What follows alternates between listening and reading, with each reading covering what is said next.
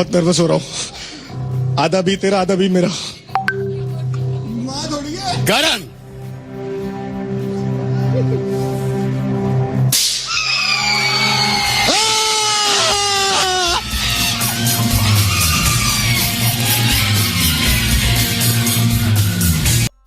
तो दोस्तों Karanvir Mehra big boss 18 जीत चुका है भाई। लिटरली मैंने एक महीना पहले भाई, एक साल क्या बोल रहा हूँ, एक महीना पहले वीडियो डाला था कि भाई मैंने सबको बताया था कि भाई विवियन डिसेना जीत सकता है, रजत दलाल जीत सकता है, पर मैं चाहता हूँ, मेरी अंतर्मन से यही इच्छा है कि भाई करणवीर मेहरा जीते, क्योंकि झूठ बोल रहा है। No no no no I am telling you. उसका गेम देख के उसने मेरे महीना भर पहले बता दिया था। देखो डिस्क्रिप्शन में लिंक डाल दूंगा, घंटा भी नहीं देखोगे, मैं को मालूम है तुम घंटा भी नहीं देखोगे, फिर भी जाके अगर आपको क्रॉस चेक करना है तो देख सकते हो। मैं बोला था कि भाई करणवीर मेहरा जीत सकता है, और मेरा भी ये बोलना था कि करणवीर मेहरा जीतेगा भाई। लिटरली देखो मैं क्या बोलता भाई, देखो सबसे बड़ा इज्जत की क्या निकली मालूम, एलुश की भाई। रजत दलाल के फैन है ना जो सबसे ज्यादा नाबालिग है, और नाबालिग लोगों के पास कहां से जियो सिनेमा का प्रीमियम आएगा, समझ रहे हो। आपको वोट करने के लिए ना आपको जियो सिनेमा का प्रीमियम होना पड़ता है। और करण के सभी फैन है जो अडल्ट है, जो जिनमें दिमाग है, जो मैच्योर है, जिनके स्टैंडर्ड्स ऊपर है, वो करणवीर के फैन है, और उनके पास सब्सक्रिप्शन भी होगा क्योंकि वो मैच्योर है, उनके पास पैसा है। तो इसी वजह से करणवीर को ज्यादा वोट पड़े, एलविश को भी पड़े होंगे और इसको भी पड़े होंगे, आई मीन रजत दलाल को पड़े होंगे। पर भाई सारी नाबालिग ऑडियंस है भाई, उनको बताओ इलीगल वेबसाइट से वोट करने से नहीं होता भाई। यूट्यूब पर वोट करते तो भाई रजत दलाल जीतता यूट्यूब पर। और यूट्यूब पर कैसे अपन कितने भी वोट कर सकते हैं 10 अकाउंट से, पर इन्होंने बोला कि एक इंसान सिर्फ एक ही वोट दे सकता है, जैसे आप इलेक्शन में नहीं होते क्या, एक ही वोट दे सकता है, और ये 1000 वोट भी कर देंगे फिर भी क्या फायदा, गिना तो एक ही वोट जाएगा।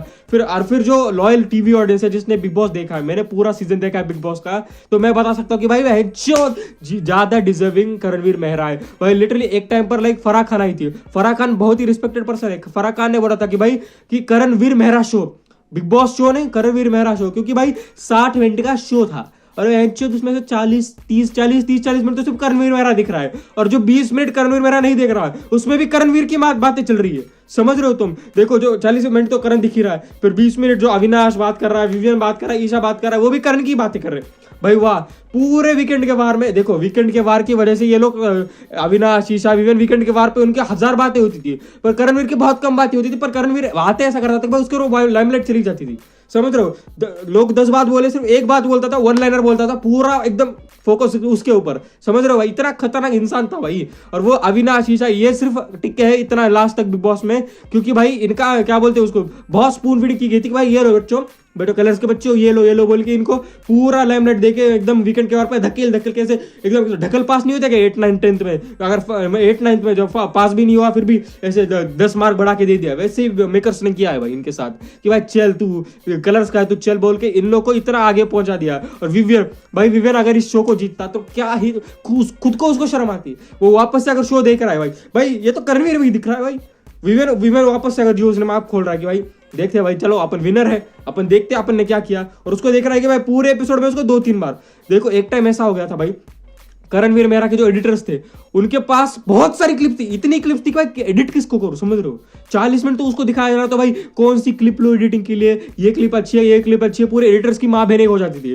पर वैसे ही विवियन के एडिटर्स को क्लिप ही नहीं मिल रही थी भाई, क्योंकि वो 10 मिनट दिखता है, और 10 मिनट में जो भी दिखता है ना उस 10 मिनट में वो करणवीर मेहरा की बातें कर रहा है, और वो एडिटर्स तो डाल नहीं सकते कि भाई कि करणवीर का फुकट का फेम मिल जाएगा ना, तो वो डाल नहीं सकते। और 1000 बार देखो सबने बातें की है करणवीर मेहरा के बारे में, सबने गालियां दी करणवीर मेहरा को, सिर्फ चुम बोल रहा हूँ, सिर्फ चुम ऐसी थी भाई जो करण के साथ पहले से खड़ी थी, कभी भी उसके एंटागोनिस्ट नहीं गई भाई। लिटरली उस आदमी का ऑरा देखो।